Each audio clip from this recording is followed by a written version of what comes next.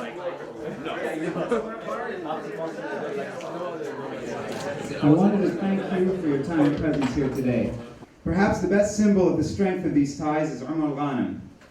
He is, as your American poet T.S. Eliot said of his friend Ezra Pound, Il Milo Fabro, meaning he is the better craftsman.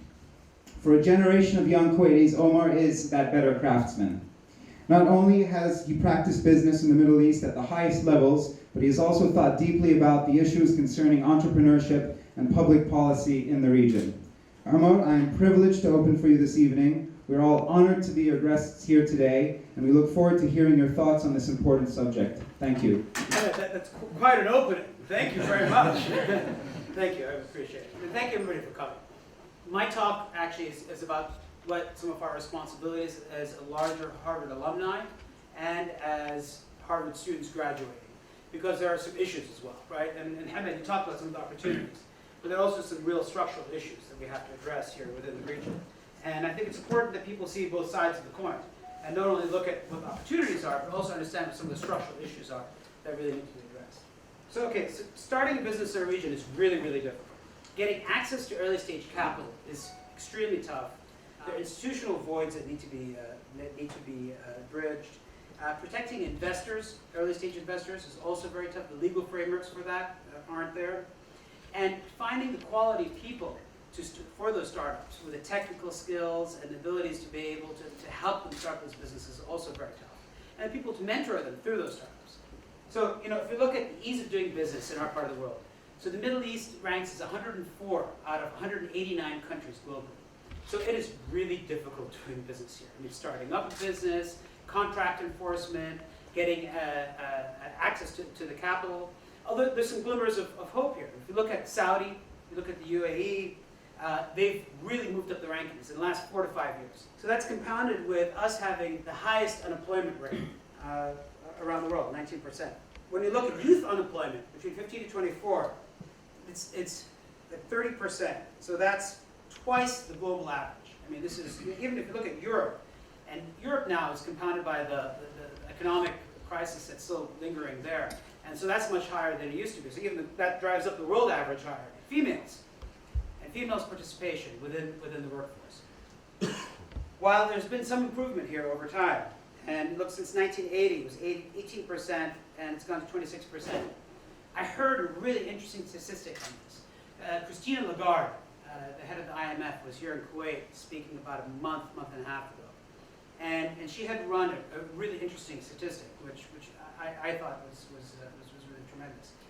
So if you look at the developing world, and you look at the gap that exists between the male and female workforce, and look at the average of the developing world just across the globe, the Middle East is 3 times the size of that gap across the Middle East region overall.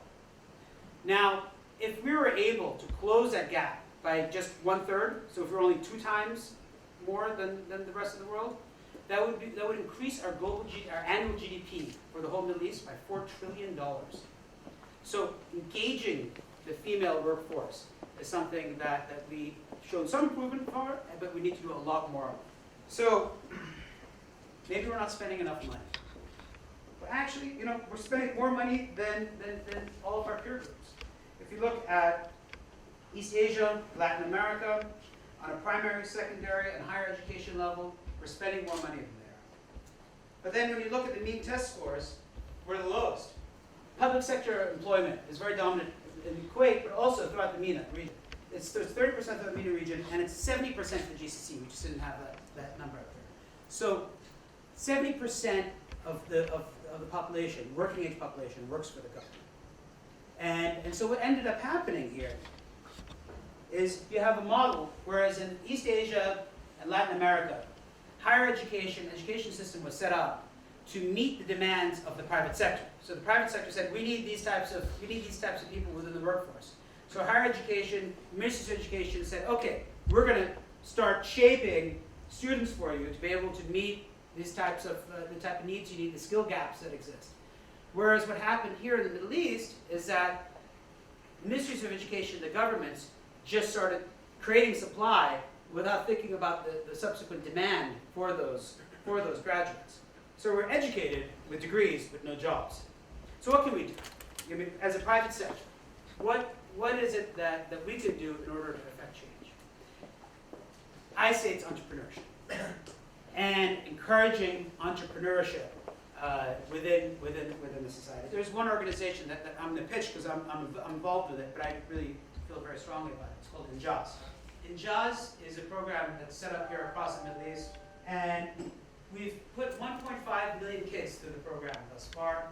It's set up across in 14 different countries, and it's a true private sector initiative. So what happens is that the private sector goes in, you engage these kids, and you teach them what good private sector is.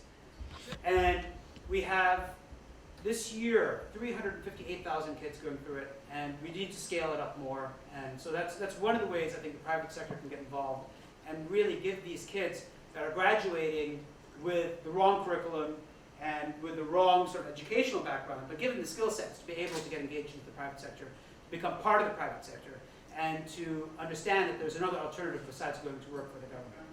And at the end of the day, Harvard's motto, HBS's motto, is to educate leaders who make a difference in them. And we all have to make a difference. So it's not just about looking at the opportunities, it's also about looking at how we make a difference to the places where we do our work. So I wanted to show you guys a different part of this because I think it's essentially important. And we can't just continue looking at the opportunities that are created by oil wealth without looking and understanding the very structure of our society. And if you look at all the facts and figures here, it's unless everybody really starts addressing this now and becomes aware of it, it's not a problem that's going to go away. Thank you very much.